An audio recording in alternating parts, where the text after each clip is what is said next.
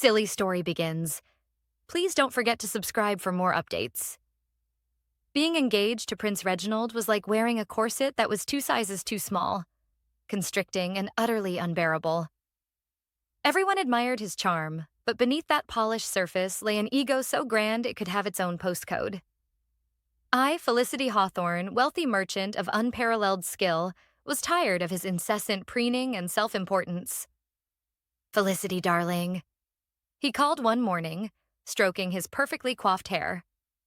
"Did you see the way I dazzled the crowd at the ball last night? They simply cannot get enough of me." I nearly choked on my tea.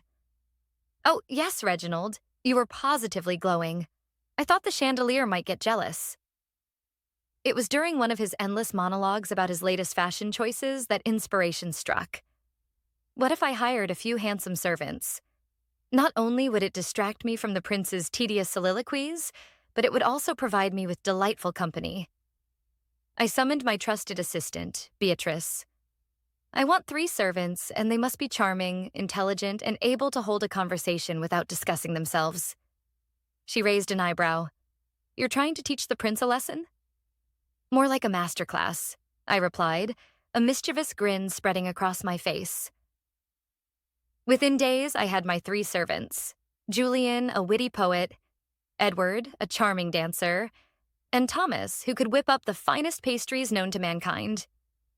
They arrived, each more captivating than the last, and I immediately started doting on them, much to Reginald's chagrin.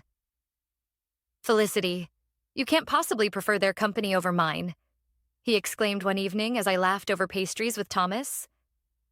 "Oh, Reginald, darling," I said, feigning innocence. "It's just a matter of taste." The servants quickly became a staple in our lives. They brought a fresh energy that made our home vibrant and filled with laughter.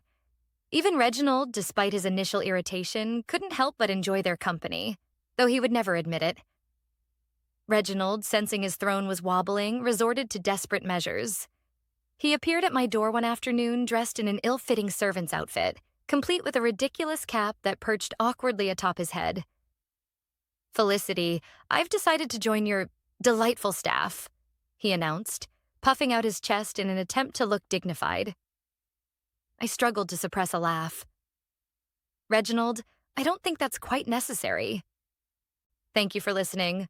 Again, please subscribe to Silly Story for more updates. See you in another silly story.